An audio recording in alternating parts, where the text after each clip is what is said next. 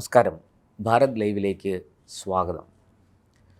ഇന്ത്യയിലെ അടിസ്ഥാന സൗകര്യ വികസന മേഖലയിൽ വലിയ മാറ്റങ്ങളാണ് വന്നുകൊണ്ടിരിക്കുന്നത്.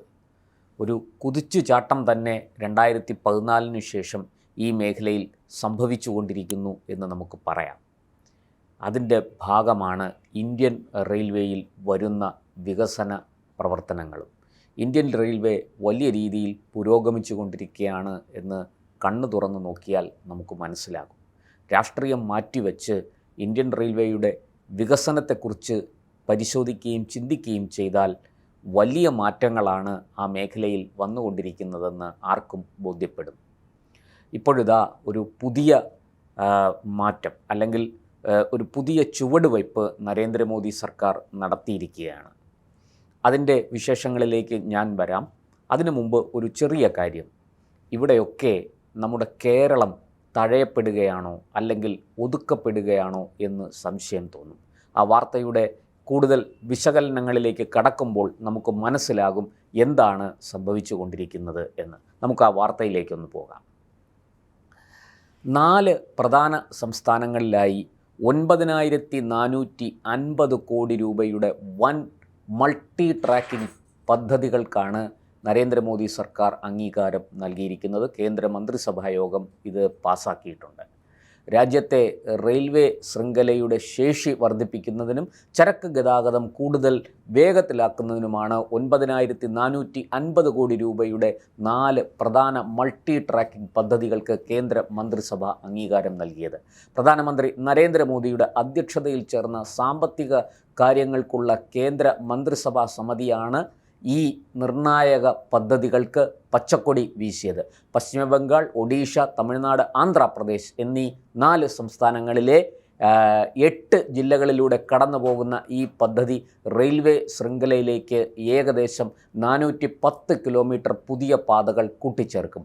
വികസന പിന്നാക്കാവസ്ഥ നേരിടുന്ന പ്രദേശങ്ങളെ ബന്ധിപ്പിക്കുന്നതിനൊപ്പം ട്രെയിനുകളുടെ കൃത്യസമയത്തുള്ള സർവീസും പാതകളിലെ തിരക്കും കുറയ്ക്കലും പദ്ധതി വഴി നടപ്പാക്കാൻ സാധിക്കും. പുതിയ റെയിൽവേ പാതകൾ യാഥാർത്ഥ്യമാകുന്നതോടെ മേഖലയിലെ 6448 ഗ്രാമങ്ങളിലെ 60 ലക്ഷത്തോളം വരുന്ന ജനങ്ങൾക്ക് അത്യാധുനിക ഗതാഗത സൗകര്യങ്ങൾ നേരിട്ട് ലഭ്യമാകും. ചരക്ക് ഗതാഗതത്തിന് പേരുകേട്ട ഈ പാതകളിൽ കൂടുതൽ ട്രാക്കുകൾ വരുന്നതോടെ കൽക്കരി, ഇരുമ്പയിര്, കൃഷി ഉൽപ്പന്നങ്ങൾ, വളം തുടങ്ങിയ അവശ്യ സാധനങ്ങളുടെ നീക്കം കൂടുതൽ വേഗത്തിലാകും. ഇതിലൂടെ പ്രതിവർഷം എണ്ണം വർദ്ധിക്കുന്ന ചരക്ക് നീക്കത്തിനനുസരിച്ച് റെയിൽവേയുടെ ഇന്ധന ചെലവ് ഗണ്യമായി കുറയ്ക്കാനും പരിസ്ഥിതി സൗഹൃദ ഗതാഗതം ഉറപ്പാക്കാനും സാധിക്കുമെന്നാണ് റെയിൽവേ മന്ത്രാലയത്തിൻ്റെ കണക്കുകൂട്ടൽ. പദ്ധതിയുടെ നിർമ്മാണ ഘട്ടത്തിൽ മാത്രം ലക്ഷക്കണക്കിന് തൊഴിലവസരങ്ങളാണ് പ്രദേശവാസികൾക്ക് സൃഷ്ടിക്കപ്പെടാൻ പോകുന്നത്. PM ഗതിശക്തി ദേശീയ മാസ്റ്റർ പ്ലാനിൻ്റെ ഭാഗമായി നടപ്പിലാക്കുന്ന ഈ അടിസ്ഥാന സൗകര്യ വികസനം റീജിയണൽ കണക്ടിവിറ്റി വർദ്ധിപ്പിക്കുകയും വ്യവസായ മേഖലകൾക്ക് വലിയ ഉത്തേജനം നൽകുകയും ചെയ്യും. പ്രകൃതിദത്ത തുറമുഖങ്ങൾ, വ്യവസായ കേന്ദ്രങ്ങൾ, തീർത്ഥാടന കേന്ദ്രങ്ങൾ എന്നിവയെ അതിവേഗ റെയിൽവേ ശൃംഖല വഴി ബന്ധിപ്പിക്കുന്നതിലൂടെ പ്രാദേശിക സാമ്പത്തിക വളർച്ചയ്ക്ക് പുതിയ ദിശാബോധം കൊണ്ടുവരാനും റെയിൽവേ പാതകളുടെ ശേഷി വർദ്ധിക്കുന്നത് പുതിയ പാസഞ്ചർ ട്രെയിനുകൾ അനുവദിക്കുന്നതിനും ട്രെയിനുകളുടെ ശരാശരി വേഗം വർദ്ധിപ്പിക്കുന്നതിനും വഴിയൊരുക്കുമെന്നാണ് ദീർഘദൂര യാത്രക്കാർക്കും വലിയ ആശ്വാസമായി ഇത് മാറും എന്നുമാണ് വിലയിരുത്തൽ. എന്തായാലും ഈ 9450 കോടി രൂപയുടെ റെയിൽവേ വികസന പദ്ധതി 4 സംസ്ഥാനങ്ങളിൽ ആയിട്ട്, അതായത് പശ്ചിമ ബംഗാൾ, ആന്ധ്ര, അതുപോലെ തമിഴ്നാട് തുടങ്ങിയ 4 ജില്ലകളിലായിട്ട് ഈ മൾട്ടി ട്രാക്കിംഗ് നിലവിൽ നമുക്കറിയാം എല്ലായിടത്തും ഇരട്ടപ്പാതകളാണുള്ളത്. ആ ഇരട്ടപ്പാതകൾ വർദ്ധിപ്പിച്ച് കൂടുതൽ പാതകൾ 4 വരിയാക്കുക, അങ്ങനെ പുതിയ ഈ ബുള്ളറ്റ് ട്രെയിൻ പോലെയുള്ള സംവിധാനങ്ങൾ കൊണ്ടുവരിക, ഇതൊക്കെ നരേന്ദ്രമോദി സർക്കാരിൻ്റെ വികസന അജണ്ടകളുടെ ഭാഗമാണ്. അതിൽ പലതും പല നാടുകളിലും പല സംസ്ഥാനങ്ങളിലുമായിട്ട് തുടങ്ങി വെച്ചത് പുരോഗമിക്കുന്നുണ്ട്. ഇപ്പോൾ ഇതാ ഈ മൾട്ടി ട്രാക്കിംഗ് പാതകളെക്കുറിച്ച് ഈ 4 സംസ്ഥാനങ്ങളുടെ കാര്യം പറയുമ്പോൾ നമ്മൾ കേരളത്തിൻ്റെ കാര്യത്തിലാണ് നമുക്ക് ഏറെ ആശങ്ക. വലിയ രീതിയിൽ ഗതാഗത കുരുക്കുള്ള ഒരു സംസ്ഥാനമാണ് കേരളം. കേരളത്തിന് ഭൂമി കുറവാണ്, വികസന പ്രവർത്തനങ്ങൾക്കായിട്ട് മാറ്റിവെക്കാൻ നമ്മുടെ കൈവശം ഭൂമി കുറവാണ്, എന്നാൽ ജനസംഖ്യ വളരെ കൂടുതലുമാണ്.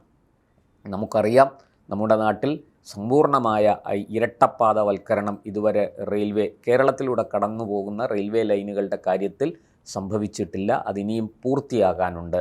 കേരളത്തിൽ നിന്ന് തമിഴ്നാട്ടിലേക്ക്, അതായത് കേരളത്തിൻ്റെ തെക്കൻ ജില്ലയായ തലസ്ഥാന ജില്ല കൂടെയായ തിരുവനന്തപുരത്ത് നിന്ന് തമിഴ്നാട്ടിലേക്ക് കന്യാകുമാരിയിലേക്ക് പോകുന്ന പാത ഇനി ഇരട്ടിപ്പിക്കാനുണ്ട്. അതിൻ്റെ ജോലികൾ, ഭൂമി ഏറ്റെടുക്കൽ, ഒപ്പം മറ്റ് നിർമ്മാണ പ്രവർത്തനങ്ങളൊക്കെ നടന്നു വരികയാണ്. അത് എപ്പോൾ പൂർത്തിയാകും എന്ന് നമുക്ക് ഇപ്പോൾ പറയാൻ കഴിയാത്ത വണ്ണം ആ ജോലി അങ്ങനെ പുരോഗമിച്ചു കൊണ്ടിരിക്കുകയാണ്. എന്തായാലും കേരളത്തിൽ നമുക്ക് കോയമ്പത്തൂരിൽ നിന്ന് പാലക്കാട് ഷൊർണൂർ വഴി കൊച്ചിയിലേക്കും അതുപോലെ കോഴിക്കോടേക്കും ഉള്ള പാതകൾ, ഇരട്ടപ്പാതകൾ, നിലവിൽ സ്ഥിതി ചെയ്യുന്ന നമ്മുടെ ട്രെയിൻ ഓടുന്ന ഇരട്ടപ്പാതകൾ 3 പാതകളാക്കാനുള്ള സർവേ ആരംഭിച്ചിട്ടുണ്ട്. അതുപോലെ തന്നെ എറണാകുളം മുതൽ തിരുവനന്തപുരം വരെ വളരെയധികം ട്രാഫിക്കുള്ള ഒരു റൂട്ടാണ്. അത് 2 പാതകളുണ്ട്. ഒന്ന് ആലപ്പുഴ വഴി കടന്നു പോകുന്ന പാതയും ഒന്ന് കോട്ടയം വഴി കടന്നു പോകുന്ന പാതയും. ഈ 2 പാതകളിലും ട്രാഫിക്ക് വളരെ കൂടുതലാണ്. അതുകൊണ്ട് തന്നെ ഇവിടെയും 3 വരിപ്പാതയോ 4 വരിപ്പാതയോ വേണം എന്ന ആവശ്യം വളരെയധികം ശക്തമാണ്. ഈ പാലക്കാട് വഴി കടന്നു പോകുന്ന കോയമ്പത്തൂരേക്ക്, തമിഴ്നാട്ടിലേക്ക് കടക്കുന്ന പാത സത്യത്തിൽ 4 വരി പാതയാക്കാനുള്ള സർവേയാണ് ആവശ്യം. 4 വരി പാതയാക്കണമെന്ന ആവശ്യത്തിന് വളരെ പഴക്കമുണ്ട്. അത് വളരെ ശക്തമായി പാസഞ്ചേഴ്സ് അസോസിയേഷൻ പോലെയുള്ളവർ ഉന്നയിക്കുന്നുമുണ്ട്. പക്ഷേ എന്തോ മൂന്നാമതൊരു പാതയുടെ കാര്യത്തിൽ മാത്രമേ സർവേ ആരംഭിച്ചിട്ടുള്ളൂ എന്നാണ് ഞാൻ മനസ്സിലാക്കുന്നത്. ഇനി കേന്ദ്ര സർക്കാരും റെയിൽവേ മന്ത്രാലയവും ഇക്കാര്യത്തിൽ എന്തെങ്കിലും മാറ്റം വരുത്തുമോ എന്ന് നമുക്കറിയില്ല. അല്ലെങ്കിൽ അവർക്ക് അത്തരത്തിൽ എന്തെങ്കിലും ഒരു അജണ്ട ഉണ്ടോ എന്നും ഇതുവരെയുള്ള വാർത്തകളിൽ നിന്ന് നമുക്ക് ലഭ്യമായിട്ടില്ല വിവരം. എന്തായാലും മറ്റ് സംസ്ഥാനങ്ങൾ സഹസ്ര കോടികളുടെ വികസനം, അത് റെയിൽവേ വികസനമാകട്ടെ മറ്റെന്തുമാകട്ടെ, അത് നേടിക്കൊണ്ടു പോകുമ്പോൾ ദേശീയപാത വികസനം ഉൾപ്പെടെ, അതായത് എൻ്റെ ഓർമ്മ ശരിയാണെങ്കിൽ ഏതാണ്ട് 25 വർഷം മുമ്പ് നമ്മുടെ വാജ്പേയി സർക്കാർ കൊണ്ടുവന്ന ഗോൾഡൻ ക്വാഡ്രിലാറ്ററൽ, സുവർണ ചതുഷ്കോണം, ആ പദ്ധതിയിൽ സത്യത്തിൽ അന്ന് കേരളം ഒഴിവാക്കപ്പെടുകയായിരുന്നു. നേരെ മറിച്ച് തമിഴ്നാട്, കർണാടക തുടങ്ങി ആന്ധ്ര തുടങ്ങിയ ദക്ഷിണേന്ത്യൻ സംസ്ഥാനങ്ങളൊക്കെ അതിൽ പെട്ടപ്പോൾ കേരളം സൗകര്യപൂർവ്വം ഒഴിവാക്കപ്പെടുകയായിരുന്നു. കാരണം ഏറ്റവും വലിയ പ്രശ്നം കേന്ദ്ര സർക്കാർ അന്ന് തന്നെ ചൂണ്ടിക്കാണിച്ചത് കേരളത്തിന് ഭൂമി ഏറ്റെടുത്ത് കൊടുക്കാൻ കഴിയില്ല. നോക്കൂ, 25 വർഷം മുമ്പ് 2001 അധികാരമേറ്റ AK ആൻ്റണി സർക്കാരിൻ്റെ കാലത്ത് പൊതുമരാമത്ത് വകുപ്പ് മന്ത്രിയായിരുന്ന ഡോക്ടർ MK മുനീർ കൊണ്ടുവന്നതാണ് എക്സ്പ്രസ് ഹൈവേ. ആ എക്സ്പ്രസ് ഹൈവേക്കെതിരെ അന്നത്തെ പ്രതിപക്ഷം, ഇന്നും പ്രതിപക്ഷമായിരിക്കുന്ന 10 കൊല്ലം കേരളം തുടർച്ചയായിട്ട് ഭരിച്ച പിണറായി വിജയൻ്റെ CPI നേതൃത്വത്തിലുള്ള ഇടത് സർക്കാർ അന്ന് അതിഘോരമായ പ്രക്ഷോഭങ്ങളാണ് അതിനെതിരെ നയിച്ചത്, സമരങ്ങളാണ് അതിനെതിരെ രാജ്യത്തെമ്പാടും, നമ്മുടെ ഈ കൊച്ചു കേരളത്തിലെമ്പാടും നടത്തിയത്. ഫലമോ അത് ആ പദ്ധതി തന്നെ ഉപേക്ഷിക്കപ്പെട്ടു. ഇതേ പിണറായി വിജയൻ, ഇതേ സമരം നയിച്ച പിണറായി വിജയൻ്റെ കാലത്ത് കേരളത്തിൽ ഈ അതിവേഗ പാത കേന്ദ്രത്തിൻ്റെ പണം ഉപയോഗിച്ച് നടപ്പാക്കി എന്നുള്ളതാണ്. നമ്മുടെ പാറശാല മുതൽ മഞ്ചേശ്വരം വരെ നീണ്ടു നിവർന്ന് കിടക്കുന്ന കേരളത്തിൽ ഈ അതിവേഗ എക്സ്പ്രസ് ഹൈവേക്ക് സമാനമായ രീതിയിലുള്ള പാത ഇപ്പോൾ ഇതാ നിർമ്മാണം നടന്നുകൊണ്ടിരിക്കുകയാണ്. പല സ്ഥലത്തും അത് ആ രീതിയിലായി കഴിഞ്ഞു. ഇനിയും കുറേ സ്ഥലങ്ങളിൽ ആകാനുണ്ട്. മലബാറിൽ വലിയ രീതിയിൽ ആ പദ്ധതി പുരോഗമിച്ചു. അന്ന് സമരം ചെയ്യുകയും 25 വർഷം നമ്മളെ പുറകോട്ടടിക്കുകയും ചെയ്തതിന് ശേഷം ഈ പാത വന്നതുകൊണ്ട് എന്താണ് പ്രയോജനം? നഷ്ടപ്പെട്ട 25 വർഷങ്ങൾ നമുക്ക് തിരിച്ചു കിട്ടുമോ? ഇതാണ് ചോദ്യം.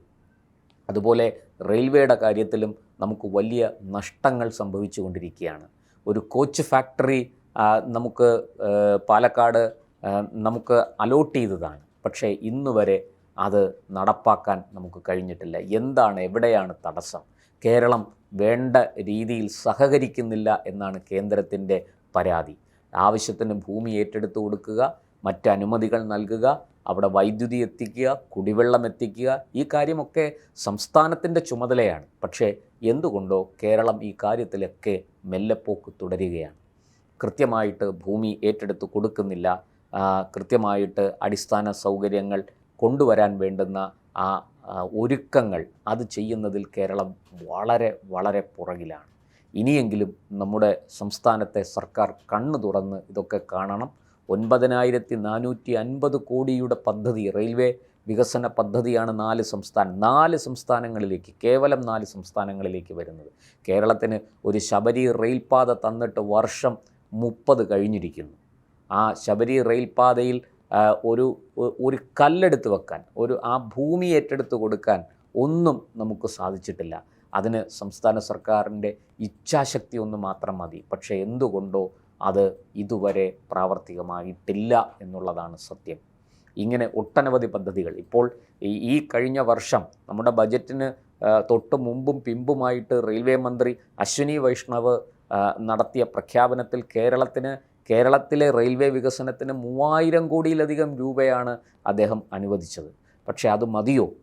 അതുകൊണ്ട് നമ്മുടെ ഈ കേരളത്തിലെ പൊതുഗതാഗത സംവിധാനം, റെയിൽവേ ഗതാഗത സംവിധാനം മെച്ചപ്പെടും എന്നാണോ? നമുക്ക് വിഴിഞ്ഞം എന്ന ആ മഹാപദ്ധതി ഇപ്പോൾ നമ്മുടെ നാട്ടിൽ പ്രാവർത്തികമായിരിക്കുന്നു.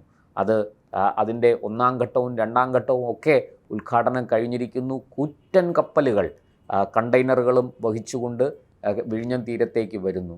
ഇനി അത് നമ്മുടെ വിഴിഞ്ഞത്ത് ഇറക്കുന്ന കണ്ടെയ്നറുകൾ റോഡ് മാർഗം മറ്റ് സ്ഥലങ്ങളിലേക്ക് പോകേണ്ടതുണ്ട്.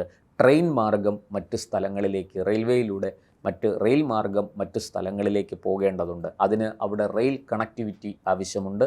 റോഡിൻ്റെ കാര്യത്തിൽ ഏതാണ്ടൊക്കെ നമ്മൾ പണി പൂർത്തിയായി വരുന്നു. കാരണം നമ്മൾ ഈ പറഞ്ഞതുപോലെ കഴക്കൂട്ടം കാരോട് ബൈപ്പാസ് ഏതാണ്ട് 4 പതിറ്റാണ്ട് മുടങ്ങിക്കിടന്ന ഒരു പദ്ധതി ഈ BJP സർക്കാർ വന്നതിന് ശേഷം അത് പ്രാവർത്തികമായി. അതിൻ്റെ ഫലമായിട്ട് വിഴിഞ്ഞത്തേക്ക് റോഡ് കണക്ടിവിറ്റി ഇപ്പോഴുണ്ട്. പക്ഷേ റെയിൽ കണക്ടിവിറ്റി കൂടി വന്നാൽ മാത്രമേ ആ പദ്ധതിയുടെ പൂർണ്ണ പ്രയോജനം നമുക്ക് ലഭിക്കുകയുള്ളൂ.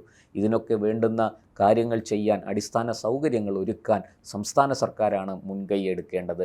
കേന്ദ്രത്തിൽ വലിയ സമ്മർദ്ദം ചെലുത്തിയിട്ടാണെങ്കിലും നമ്മുടെ ഇവിടുത്തെ MP-മാർ ഒറ്റക്കെട്ടായി നിന്നാൽ അത് സാധിക്കാവുന്നതേ ഉള്ളൂ. ഇപ്പോൾ നമുക്കൊരു കേന്ദ്ര സഹമന്ത്രി പോലുമുണ്ട്, സുരേഷ് ഗോപി.